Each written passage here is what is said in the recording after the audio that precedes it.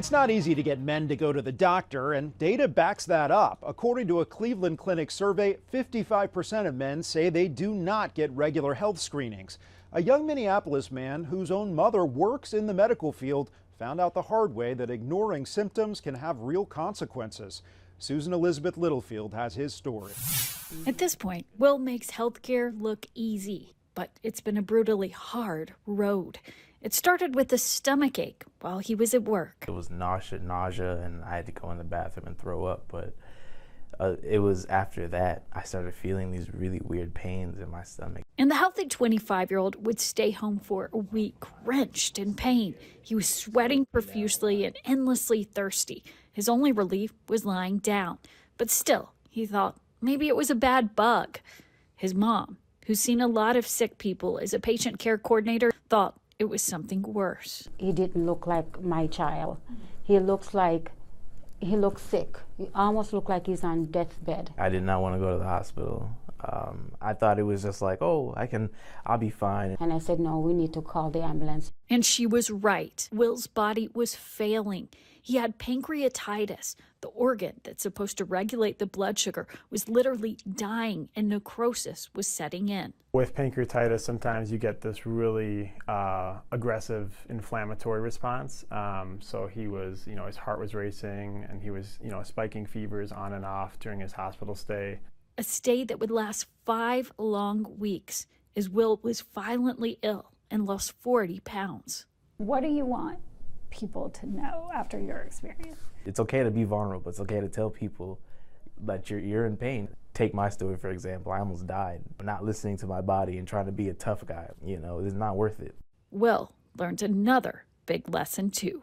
Mama was right. Mm-hmm. She's always right. I gotta listen to her, Susan Elizabeth Littlefield, CBS News, Minneapolis. A new study found that consuming more than 2 liters of soda per week can increase the risk of an irregular heartbeat. Data published in the journal Circulation tracked more than 200,000 people in the UK. Those who drank roughly 6 cans of diet soda per week were 20% more likely to develop atrial fibrillation, also known as AFib.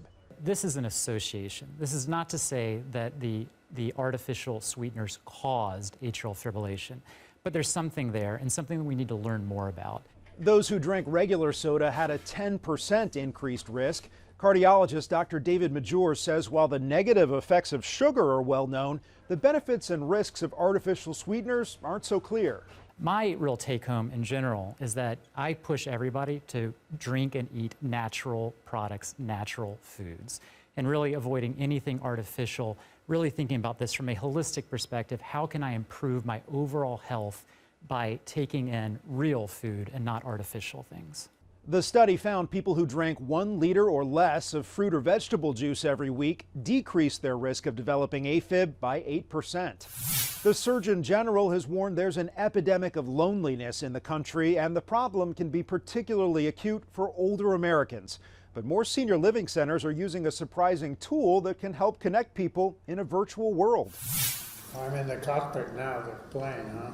A little virtual reality is having positive effects in the real lives of older Americans. It brought back memories of my travels. In others, it brought back memories of my experience growing up on a farm. 17 senior communities around the country participated in the Stanford University study, spending short bursts of time in virtual reality.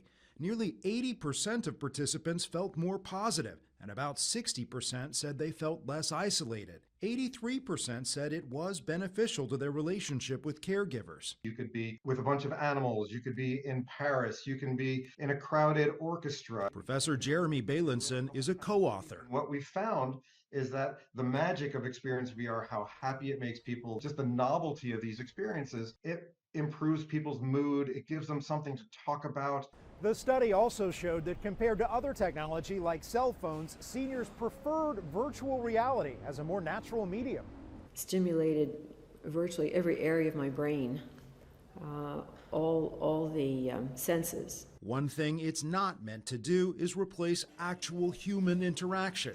We still need to think about the challenges of loneliness, and we still need to focus on interacting with our families. What VR does is it just gives you a spark, gives you something special to be excited about. Researchers are also investigating how the technology can be used for balance training. I enjoyed that. Thank you. Seniors embracing the technology say they can't wait to see what comes next. After the break, how a risk assessment helped catch Olivia Munn's cancer. And we'll introduce you to a doctor whose own resilience inspires his patients.